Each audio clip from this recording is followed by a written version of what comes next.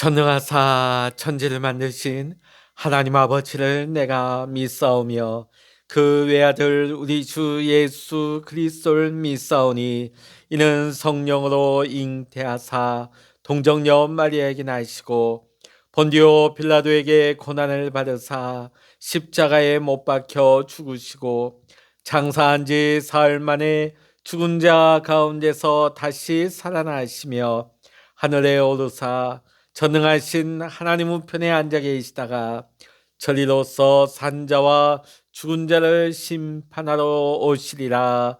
성령을 믿사오며 거룩한 공회와 성도가 서로 교통하는 것과 죄를 사하여 주시는 것과 몸이 다시 사는 것과 영원히 사는 것을 믿사옵나이다. 아멘. 찬송가 67장입니다. 찬송가 67장입니다. 영광의 왕께 다 경배하며 그 크신 사랑을 찬송하라.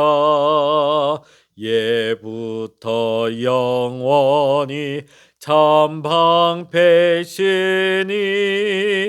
그 영광의 주를 다 찬송하라. 능력과 은혜 다 찬송하라. 그 호슨 햇빛 그 짚은 궁창 그 노래 소리로 주 노하시고 폭풍의 날개로 달려가신다. 저 아름답고 놀라운 일이 가득한 이 땅 다 주의 조화 그 힘찬 명령에 더 잡히나니 저 푸른 바다는 옷자락이라. 질그릇같이 연약한 인생 주 의지하여 늘 강건하리. 온 백성 지으신 만왕이시니 그 자비 영원히 변함없어라. 아멘. 이 시간 우리에게 주시는 하나님의 말씀 구약 에스겔 45장 1절로부터 25절까지입니다. 구약 성서 1223면 에스겔 45장의 말씀 같이 읽겠습니다. 너희는 제비 뽑아 땅을 나누어 기업으로 삼을 때에 한 구역을 거룩한 땅으로 삼아 여호와께 예물로 드릴지니 그 길이는 25,000척이요 너비는 10,000척이라. 그 구역 안 전부가 거룩하리라. 그 중에서 성소에 속할 땅은 길이가 500척이요 너비가 500척이니 내보가 반듯하며 그 외에 사방 50척으로 전원이 되게 하되 이 측량한 가운데에서 길이는 25,000척을 너비는 10,000척을 측량하고 그 안에 성소를 둘지니 지극히 거룩한 곳이요 그곳은 성소에서 수종드는 제사장들 곧 하나님께 가까이 나아가서 수종드는 자들에게 주는 거룩한 땅이니 그들이 이 집을 지을 땅이며 성소를 위한 거룩한 곳이라. 또 길이는 25,000척을 너비는 10,000척을 측량하여 성전에서 수종드는 레위 사람에게 돌려 그들의 거주지를 삼아 마을 수문을 세우게 하고 구별한 거룩한 구역 옆에 너비는 5,000척을 길이는 55,000척을 측량하여 성읍의 기지로 삼아 이스라엘 온 족속에게 돌리고 드린 거룩한 구역과 성읍에 기지된 땅의 좌우편 곧 드린 거룩한 구역의 역과 성읍의 기지 옆의 땅을 왕에게 돌리되 서쪽으로 향하여 서쪽 국경까지와 동쪽으로 향하여 동쪽 국경까지니 그 길이가 구역 하나와 서로 같을지니라. 이 땅을 왕에게 돌려 이스라엘 가운데 기업으로 삼게 하면 나의 왕들이 다시는 내 백성을 압제하지 아니하리라. 그 나머지 땅은 이스라엘 족속에게 그 지파대로 줄지니라. 주 여호와께서 이같이 말씀하셨느니라. 이스라엘의 통치자들아, 너희에게 만족하니라. 너희는 포악과 겁탈을 제거하여 버리고 정의와 공의를 행하여 내 백성에게 속여 빼앗는 것을 그칠지니라. 주 여호와의 말씀이니라. 너희는 공정한 절과 공정한 에바와 공정한 밭을 쓸지니 에바와 밭은 그 용량을 동일하게 하되 호멜의 용량을 따라 밭은 10분의 1 호멜을 담게 하고 에바도 10분의 1 호멜을 담게 할 것이며 세겔은 20계란이 20세겔과 25세겔과 15세겔로 너희 만회가 되게 하라.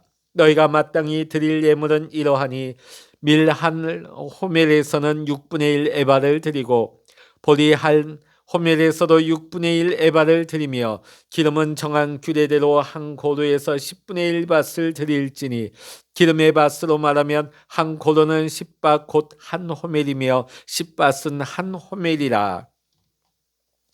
또 이스라엘의 윤택한 초장의 가축대 200마리에서는 어린 양 한 마리를 드릴 것이라. 백성을 속죄하기 위하여 이것들을 소제와 번제와 감사 제물로 삼을지니라. 주 여호와의 말씀이니라. 이 땅 모든 백성은 이 예물을 이스라엘의 군주에게 드리고 군주의 본부는 번제와 소제와 전제를 명절과 초하루와 안식일과 이스라엘 족속의 모든 정한 명절에 갖추는 것이니 이스라엘 족속을 속죄하기 위하여 이 속죄제와 소제와 번제의 감사 제물을 갖출지니라.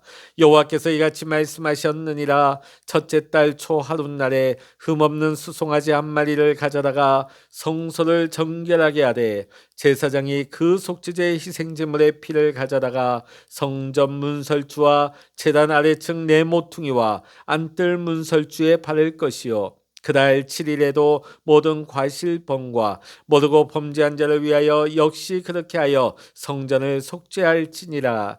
첫째 달 열 나흘 날에는 유월절을 7일 동안 명절로 지키며 누룩 없는 떡을 먹을 것이라. 그날의 왕은 자기와 이 땅 모든 백성을 위하여 송아지 한 마리를 갖추어 속죄제를 드릴 것이요 또 명절 7일 동안에는 나 여호와를 위하여 번제를 준비하되 곧 이래 동안에 매일 흠없는 송아지 7마리와 순양 7마리이며 또 매일 순염소 한 마리를 갖추어 속죄제를 드릴 것이며 또 소제를 갖추되 송아지 한 마리에는 밀가루 한 에바요 순양 한 마리에도 한 에바며 밀가루 한 에바에는 기름 한 인씩이며 일곱째 달 15째 날에 7일 동안 명절을 지켜 속죄제와 번제며 그 밀가루와 기름을 드릴지니라. 아멘. 할렐루야. 오늘도 함께 기도하시는 우리 사랑하는 모든 믿음의 성도님들에게 하나님의 크신 은혜와 평강의 축복이 함께 하시기를 주의 이름으로 간절히 축원합니다. 에스겔 40장부터 43장까지는 새 성전에 관한 말씀이고 44장부터 46장까지는 새 제사, 즉 예배에 관한 내용이 나오고 있습니다. 오늘 본문의 말씀은 새 땅의 통치와 절기에 대해서 증거하고 있는데 1절과 8절의 말씀은 새 땅이 거룩한 곳임을 증거하고 있습니다.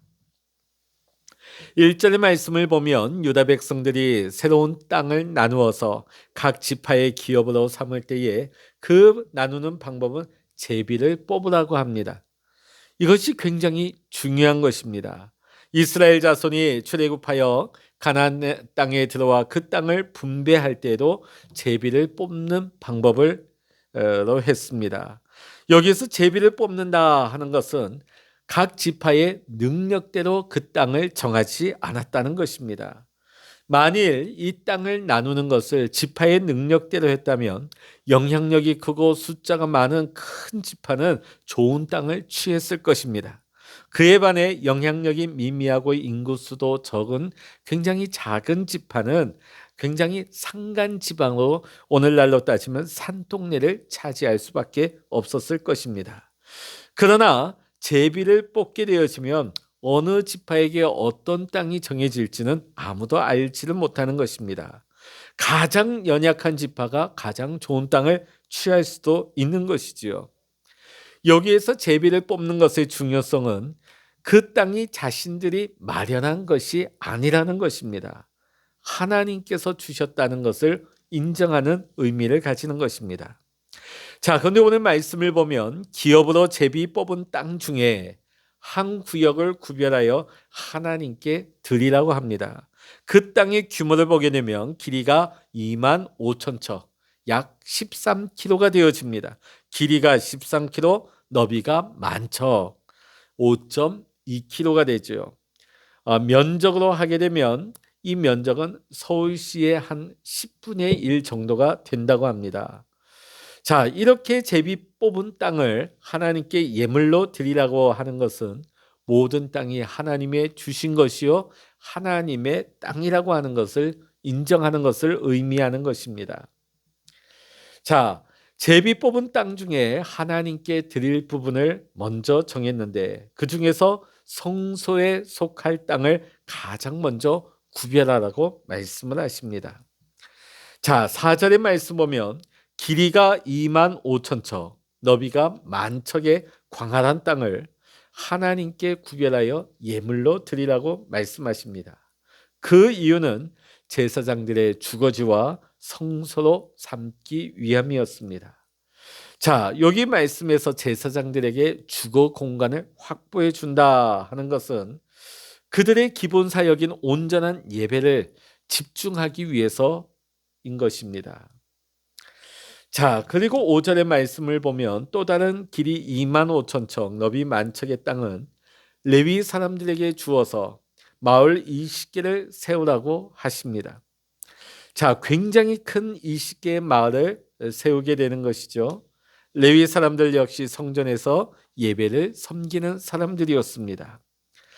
자, 그리고 레위 사람들의 20개 마을 옆에 그 땅의 절반에 해당하는 크기의 이스라엘 백성들을 살게 하려고 말씀을 하십니다.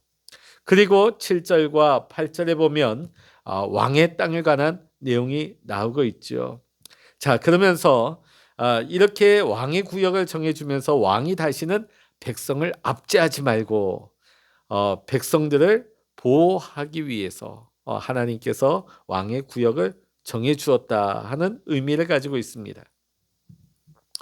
9절부터 17절까지는 통치자들이 백성을 공평하게 다스려야 할과 또 통치자들이 백성에게 받은 것을 다시금 예물로 하나님께 드려야 하는 규정에 대해서 증거하고 있는 말씀입니다.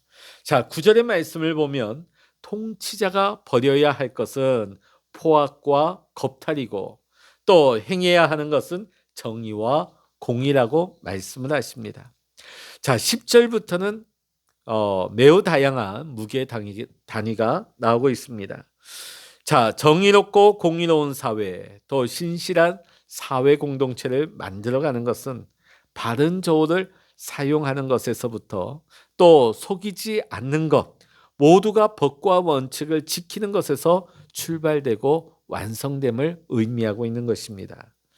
자, 13절부터 15절의 말씀 보면 이스라엘의 목초가 풍성한 지역이 아닌데도 불구하고 물이 잘 흐르는 곳에서 좋은 목초를 먹고 짐승들이 잘 자랄 수 있었다 하는 것은 하나님의 은혜, 하나님의 역사의 결과물이다 하는 것을 강조하고 있는 말씀입니다. 자, 지금 현실은 어떻습니까? 유다 백성들은 예루살렘이나 이스라엘 땅에 살고 있지 않습니다. 여전히 그들은 바벨론 땅에서 포로 생활 압제 가운데 있지요.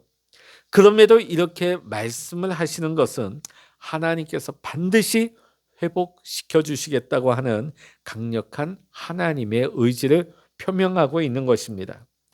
16절과 17절의 말씀을 보면 새 땅에서 예물을 드릴 때에 예물을 드릴 때는 제사장에게 드리지 않고 군주를 통해서 드리라고 합니다. 자, 이것은 반드시 바쳐야 한다. 반드시 바쳐야 한다. 그 땅에서는 또 군주도 섬기는 사람이다 하는 것을 강조하는 것이죠. 자, 이전의 백성들 이스라엘이 멸망하기 전에 어땠을까요? 백성들이 그냥 성전에 드리는 이 예물에 대해서 드리고 싶으면 드리고 아니면 말고, 자, 그런 식이었다는 것이죠. 하나님께 드려야 하는 것을 구별하지 않았다는 것입니다. 또 세상 왕들도 어떻습니까? 백성들 위에 압제하면서 군림하기만 했습니다. 또 그러면서 우상 숭배를 조장하기까지 했습니다. 자, 그런데 이제 하나님께서 허락하시는 새 땅에서는 이전에 행하던 그런 죄악된 모습에서 완전히 떠나는 삶을 살아야 한다는 것을 오늘 말씀을 통해서 강조하고 있는 것입니다.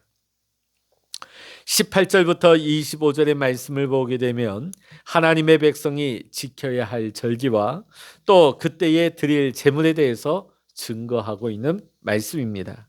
자, 18절부터 20절의 말씀을 보면 정월 초하루와 7일에 흠없는 수송아지 한 마리를 들여서 그 피를 성전 문설주와 제단 아래 네 모퉁이 안뜰 문설주에 바르라고 하십니다. 새 땅에서 새 마음으로 새롭게 시작하라는 의미인 것이죠. 민수기에 의하면 속죄 제물이 순염소였습니다.